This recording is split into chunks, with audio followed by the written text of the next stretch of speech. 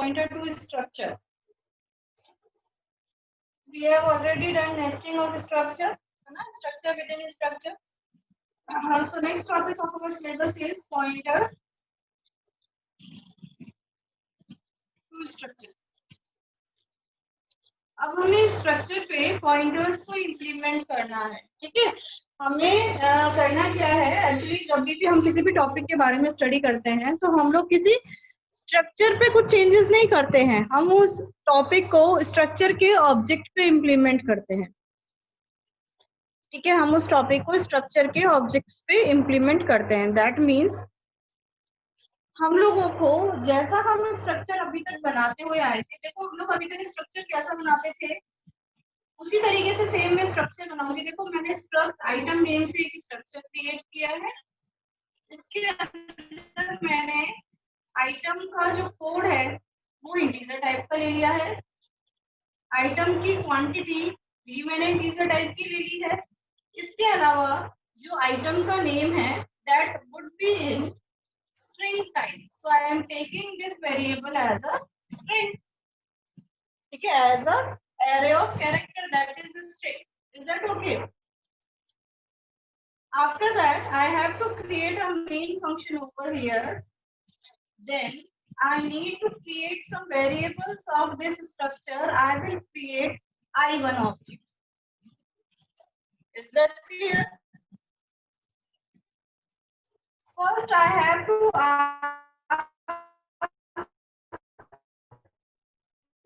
the user to enter the values of I code of item he or she at I name.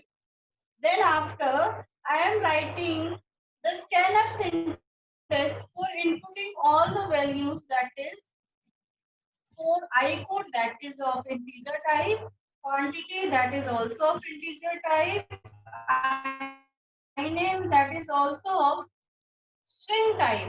Is that clear? For I code I have to write ampersand I1 dot I code, comma I1 dot quantity, comma I1 dot I. I again repeat, for inputting the value of as a string you need not to write ampersand over here. Otherwise I have to write ampersand for the integer value, while in the case of a string I don't write ampersand here. Is that clear? Then when I need to print all the values to the output screen, I have to write code I code equals to %e, comma I1 dot I code. When I have to print the value of I quantity equals to %e, comma I1 dot quan.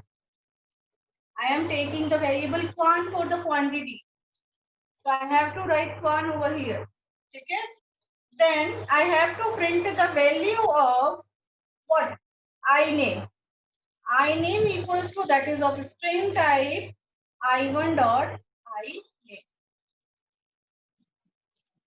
Get it?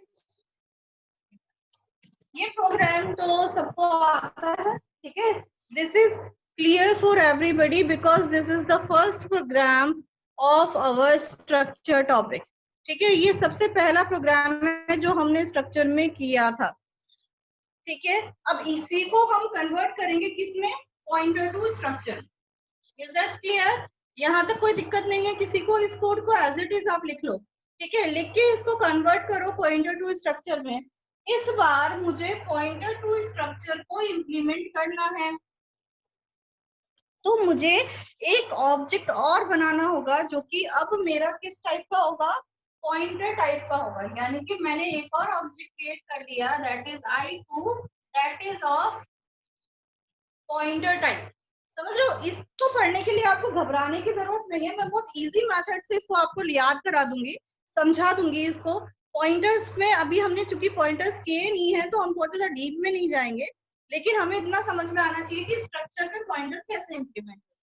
अच्छा, pointer को लेके सिर्फ एक line याद रखो, सिर्फ one line. Pointer store the address of variable. Pointer store the address of variable. Pointer कभी भी किसी वैल्यू को स्टोर करके नहीं रखता है, वो किसी भी ऑब्जेक्ट का, किसी भी वेरिएबल के सिर्फ और सिर्फ एड्रेस को ही होल्ड करके रखता है। ठीक है, दैट मीन्स जब हमने I1 ऑब्जेक्ट बनाया तो I1 ऑब्जेक्ट स्ट्रक्चर का बना, दैट मीन I1 ऑब्जेक्ट के अंदर आई कोड के 2 बाइट्स, क्वांटिटी के 2 बाइट्स और आई नेम के 20 बाइट्स, यानी कि 20 + 2 + 2 that is 24 bytes I1 block में स्टोर हो गए, है ना। इस ब्लॉक में स्टोर हो गए जिसका नाम है I1, जिसका नाम है I1। इस I1 का सपोज करो एड्रेस है 203। समझ में आ रहा है? सपोज करो मेरी जो कॉलोनी है इसके अंदर 10 प्लॉट कटे हुए हैं, मेरी कॉलोनी का नाम है कृष्णा नगर। ठीक है, तो नाम तो हो गया I1, कृष्णा नगर नाम हो गया, लेकिन मेरी कॉलोनी का एक एड्रेस होगा। ठीक है ना, यानी कि मेरी कॉलोनी का एक गूगल मैप पे एक एड्रेस होगा कि इस डिग्री से ये कॉलोनी स्टार्ट हो रही है। ठीक है ना, तो प्रॉपर एक मेमोरी में एड्रेस होता है। तो I1 तो हो गया इस पूरी मेमोरी का नाम, लेकिन इस मेमोरी का जो एड्रेस होता है वो होता है 2034, यानी कि कोई भी रैंडम एड्रेस जो होगा वो उसका एड्रेस होगा। ठीक है ना, अब इस एड्रेस को होल्ड कौन करेगा? I2। क्यों करेगा I2 होल्ड? I2 इसीलिए होल्ड करेगा क्योंकि I2 मैंने किस टाइप का बना रखा है? पॉइंटर टाइप का बना रखा है, और वो सिर्फ किसी का एड्रेस होल्ड करके रख सकता है, वो किसी वैल्यू को होल्ड करके नहीं रख सकता। अगर मैं चाहूँ ना इस स्ट्रक्चर का नाम I2 देना तो ये पॉसिबल नहीं है। वो किसी वैल्यू को होल्ड करके नहीं रखता, वो तो किसी वैल्यू के एड्रेस को होल्ड करके रखता। ठीक है, क्योंकि उसकी प्रकृति, उसकी जो सिम्टम्स हैं, जो उसकी मतलब वो है मेन जो उसका तरीका है वो सिर्फ एड्रेस को होल्ड करने का ही है। ठीक है ना, तो I2 क्या होल्ड करके रखेगा? एड्रेस को कैसे रिप्रेजेंट करते हैं? एम्परसेंड से। Address of I1 is holded by I2। समझ में आया? Address of I1 is holded by I2। Is that clear? ठीक है, अब हम लोग I1 से एक्सेस ना करके इस बार वेरिएबल को कैसे एक्सेस करेंगे? I2 से। I1 की जगह हमने क्या लिख दिया? I2। ठीक है, लेकिन I2 क्या था? पॉइंटर टाइप का था, तो वो डॉट ऑपरेटर को एक्सेस नहीं करता है। वो पॉइंटर के लिए जहां भी आपने डॉट लगा रखा है उस डॉट को रिप्लेस कर दो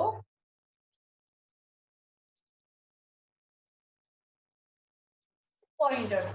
ठीक है, इसका मतलब ये हुआ I2 जिसको पॉइंट कर रहा है उसके आई कोड में वैल्यू डाल, I2 जिसको पॉइंट कर रहा है उसकी क्वांटिटी में डालो, I2 जिसका पॉइंट कर रहा है उसकी आई कोड, क्वांटिटी और आइटम आई नेम में वैल्यूज को स्टोर कर दो, उनको प्रिंट करा। ठीक है, सिर्फ डिफरेंस इतना सा आएगा कि पहले तो आपको एक पॉइंटर टाइप का ऑब्जेक्ट लेना रहेगा, उस पॉइंटर टाइप के ऑब्जेक्ट को लेने के बाद आपको उसके एड्रेस को होल्ड करा के रखना होगा। होल्ड करा के रखने के बाद आपको हर एक को पॉइंटर के थ्रू एक्सेस करना रहेगा। ठीक है, देखो उसी प्रोग्राम को मैंने बहुत ही इजी तरीके से कन्वर्ट कर दिया है पॉइंटर के प्रोग्राम में। समझ में आया?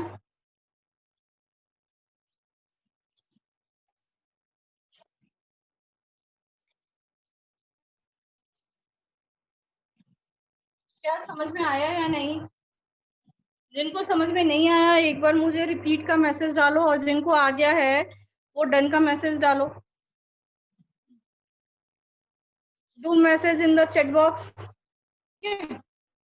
इसको नहीं, हम एक और प्रोग्राम बनाते हैं दूसरा, उसके साथ इस प्रोग्राम को समझेंगे। ठीक है, अच्छा, जहां जहां आपने I2 लिखा है, I2 एम्परसेंट ऑफ I1 के इक्वल है। ठीक है ना, तो आप I2 की जगह एम्परसेंट ऑफ I1 भी लिख सकते हो, अगर ये भी कहीं आपको लिखा हुआ मिले तो भी सही है।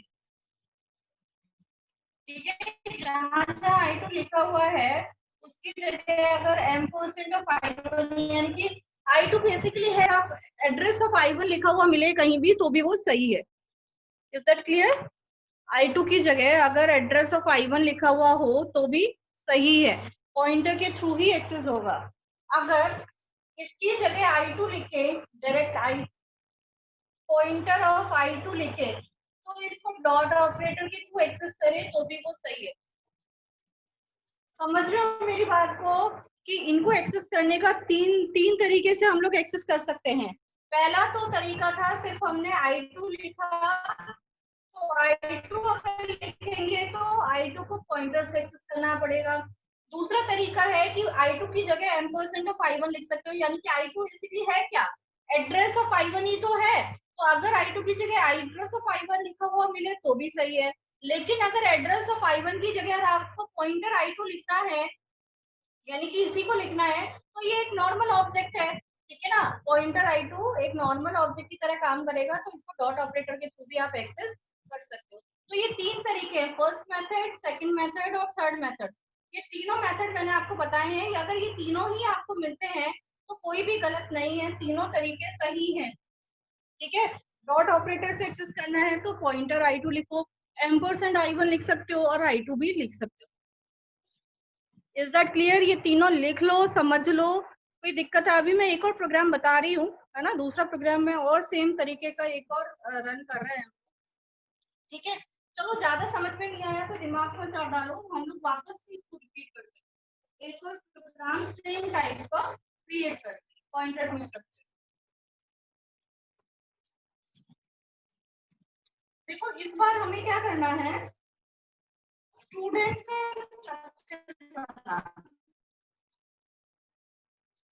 ठीक है। इस स्टूडेंट के स्ट्रक्चर में सबसे पहले मैंने उसका रोल का नेम एंटर कराया और उसका एज एंटर, ठीक है ना।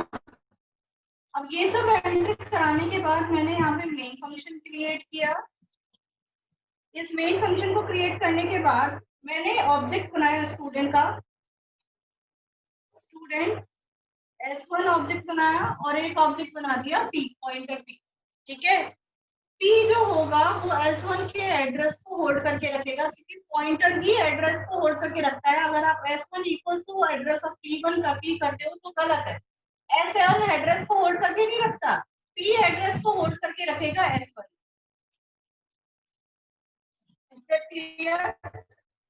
आपने यहाँ पे मैसेज डाला कि यूजर एंटर करे रोल नंबर, नेम, एंड कराने के लिए क्या करेगा, स्कैनअप सिंटेक्स लगाएगा, रोल नंबर एंटर किया, नेम एंटर किया और एज एंटर की, M%, ठीक है। अभी तक हम क्या लिखते थे, S1 dot roll number, S1 dot name और S1 डॉट एज, यही लिखते थे हम लोग, ठीक है ना। लेकिन S1 से रिप्रेजेंट नहीं करना है, इस बार हमें पॉइंटर को इम्प्लीमेंट करना है। तो S1 की जगह हम क्या लिखेंगे, P, और डॉट की जगह हम क्या लगा देंगे, पॉइंटर, ठीक है, क्योंकि P पॉइंट करेगा, P पॉइंटर, S1 की जगह हम लिखेंगे P और पॉइंटर। सेम प्रोग्राम है, उसी को ही कन्वर्ट कर रहे हैं। Roll number equals to percentage D, comma, अगर हम S1 डॉट रोल नंबर लिखते थे अभी तक, ठीक है, लेकिन इस बार हम क्या लिखेंगे, P पॉइंटर रोल नंबर, ठीक है, प्रिंट हो जाएगी। इसके बाद name equals to percentage S,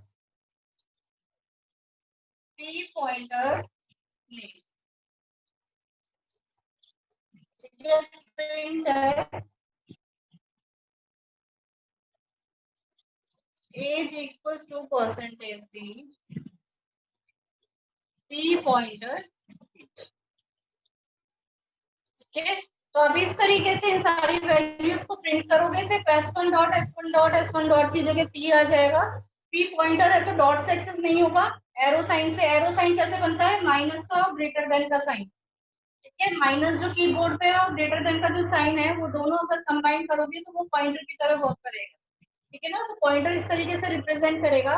अगर आप इस P की जगह क्या लिख सकते हो, एड्रेस ऑफ S1 भी लिख सकते हो, ठीक है, क्योंकि p एड्रेस ऑफ s1 के इक्वल है। इस p की जगह अगर आपको पॉइंटर p करना है तो आप यहाँ पे डॉट ऑपरेटर के थ्रू एक्सेस कर सकते हो, लेकिन पॉइंटर p नॉर्मल ऑब्जेक्ट की तरह वर्क करेगा। ठीक है ना, तो ये तीनों तरीके से आप जो भी काम करते हो वो तीनों सेम है।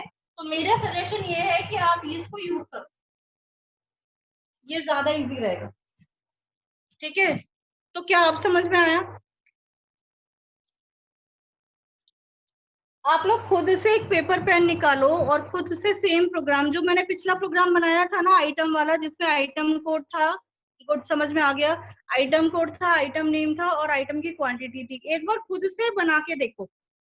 ठीक है, एक रफली पेपर पेन लो और खुद से उस प्रोग्राम को डिजाइन करो, तो आपको ये प्रोग्राम अभी लर्न हो जाएगा, समझ में आ जाएगा। Try it by yourself at least. ठीक है ना, करो, पेपर पेन लो, फटाफट उस प्रोग्राम को रफली लिखो। मैं 2-4 मिनट वेट कर रही हूँ, आप लोग लिखो उस प्रोग्राम। ऐसा नहीं हो कि आप उसको गलत कर दो, है ना, तो इसीलिए मेरे को तो सारी पॉसिबिलिटी बताना जरूरी हो जाता है, बाकी का आप लोग सिर्फ ये लो।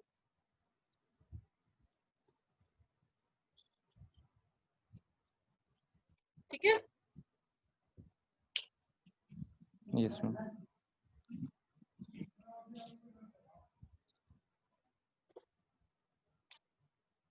माइक रिकॉर्डिंग ऑफ कर दो दर्शन।